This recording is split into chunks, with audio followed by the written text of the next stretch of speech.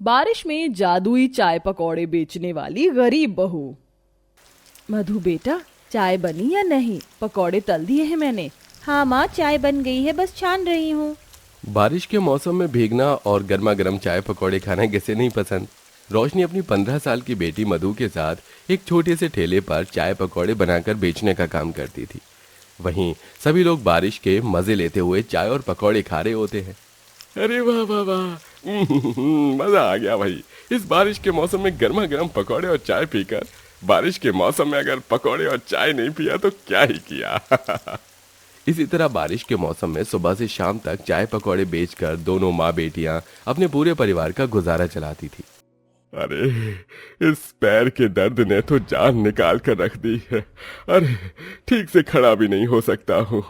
दादाजी, अब आपको इस पैर के दर्द के साथ रहने की जरूरत नहीं है। देखो, माँ आपके लिए दवाई लेकर आई है। लेकिन ये दवाई तो काफी महंगी है। लेकिन पिताजी से बढ़कर नहीं। पिताजी, आप देखना कैसे हफ्ते भर में आपका पैर का दर्द खत्म हो जाता है। और रूही, कनिका, ये देखो, मैं तुम्हारे लिए नया स्कूल बैग और ये किताबें भी लेकर आई हूँ। अब मन लगाकर अच्छे से पढ़ना। भाभी, आप और मधु हमारे लिए कितना मेहनत करती हो। सुबह से शाम तक बारिश में भीगकर चाय पकौड़े बेचकर हम सबका गुजारा चलाती हो। अगर आज भैया होते तो आपको और मधु को इतनी मेहनत नहीं करनी पड़ती।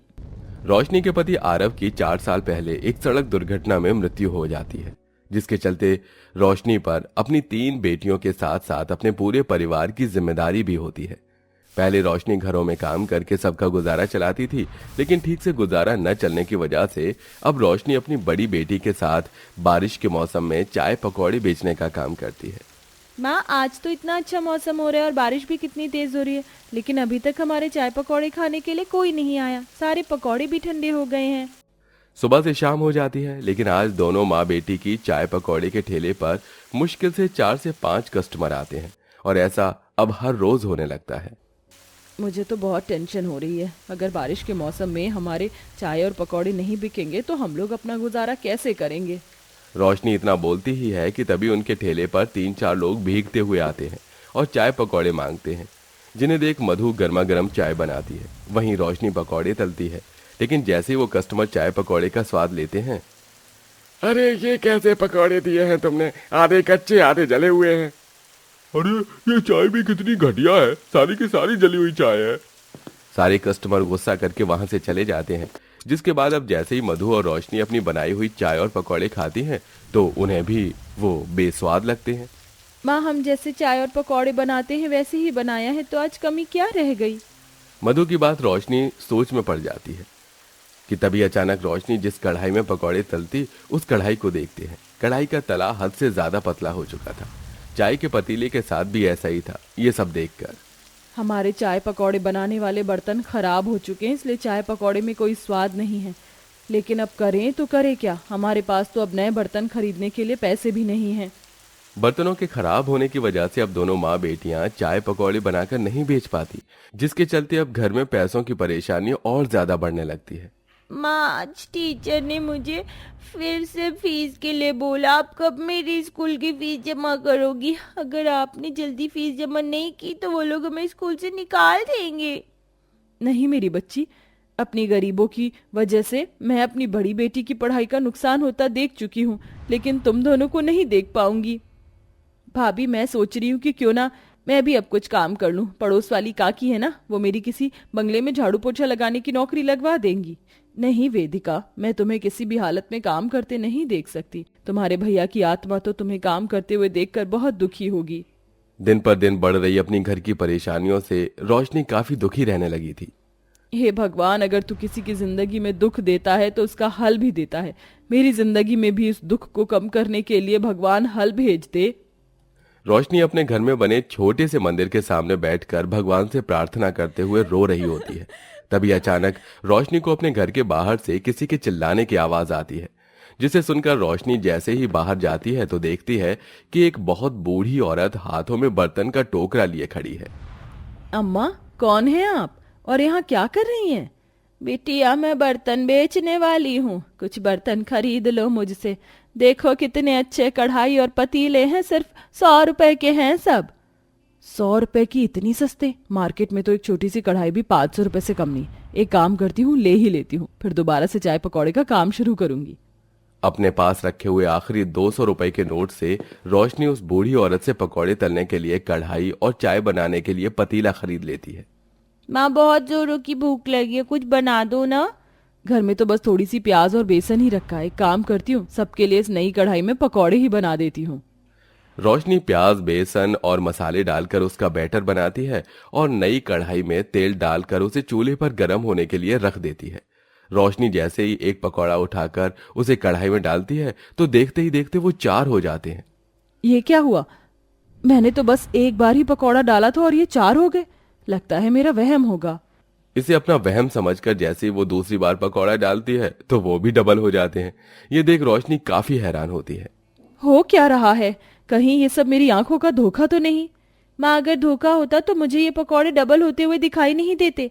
कहीं ऐसा तो नहीं है जादुई कढ़ाई हो और इसमें चीज डालते ही वो डबल हो जाती है। मधु की बात सुन रोशनी कढ़ाई के साथ लिए हुए उस पतीले में 2 कप चाय बनाती है। लेकिन जैसे ही चाय बनकर तैयार होती है तो चाय सीधा 4 कप चाय होती है। मधु बेटा, तू ठीक कह रही थी। इस कढ़ाई के साथ साथ ये चाय का पतीला भी जादुई है। भगवान, इसका मतलब उस बूढ़ी अम्मा के रूप में तू ही मेरी मदद करने के लिए आया था।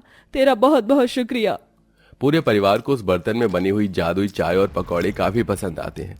साथ ही साथ उनका स्वाद भी काफी अच्छा होता है। जिसके बाद अब दोनों माँ बेटी के अंदर दोबारा से बारिश में चाय पकौड़े बेचने का हौसला आता है और अब ठेले पर फिर से एक बार बारिश में चाय पकौड़े बेचने के लिए निकल जाते हैं। अरे बाप रे बाप, कितनी तेज बारिश हो रही है। ऐसी बारिश में तो चाय पकौड़े हो जाए तो मजा ही आ जाए। बहन जी, गर्मा गर्म 1 प्लेट पकौड़े और 1 कप चाय लगा दीजिए। कस्टमर की बात सुन रोशनी जैसे ही उस कढ़ाई में थोड़े से पकौड़े तलने के लिए डालती है तो वो जादू की वजह से ढेर सारे जादुई पकौड़े बन जाते हैं। वहीं मधु भी उस बर्तन में जादुई चाय बनाती है।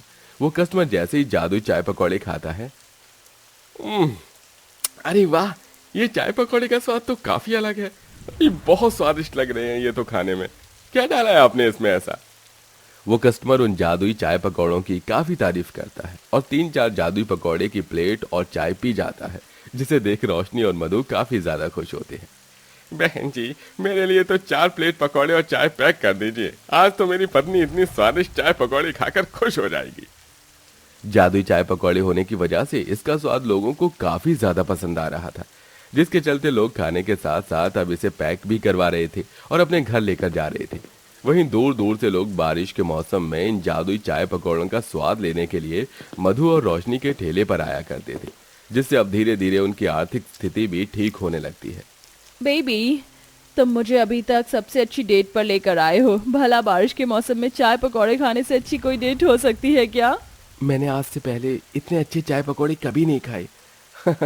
अब से हमारा जब भी चाय पकौड़े खाने का मन करेगा हम आपके ही ठेले पर आएंगे। कस्टमर को अपनी जादुई चाय पकौड़े इतना पसंद आता देख रोशनी और मधु काफी खुश होते हैं। साथ ही साथ अब वो लोग ठेले पर जादुई चाय पकौड़े बेचने की बजाय एक दुकान ले लेते हैं, जिसमें अब वो आराम से बिना बारिश में भीगे चाय पकौड़े लोगों को बेचते हैं। माँ, इन बर्तनों की वजह से हम कस्टमर को इतने टेस्टी जादुई पकौड़े और चाय बेच पाते हैं। हम बस थोड़े से सामान में ढेर सारी चाय और पकौड़े बना लेते हैं, तो क्यों ना अब हम इन्हें गरीबों में बांटें। अरे वाह मेरी बिटिया, तू तो बहुत समझदार हो गई है। ये ख्याल मेरे मन में क्यों नहीं आया। अब हम इन जादुई चाय पकौड़ों को बेचने के साथ साथ इससे लोगों की मदद भी करेंगे। जहां दोनों माँ बेटी बारिश के मौसम में लोगों को चाय पकौड़े बेचते, वहीं गरीब लोगों को मुफ्त में जादुई चाय पकौड़े देते, जिससे गरीब भी कुछ पल के लिए बारिश के मौसम के मजे लेते हुए चाय पकौड़े का आनंद लेते हैं। समय बीतने के साथ साथ अब दोनों माँ बेटी जल्दी जल्दी एक रेस्टोरेंट खोल लेती हैं, जिसमें वो बारिश के मौसम में कई तरह के जादुई पकौड़े और चाय बनाकर बेचती हैं और अब पूरा परिवार बिना गरीबी और किसी परेशानी के हंसी खुशी के रहता है।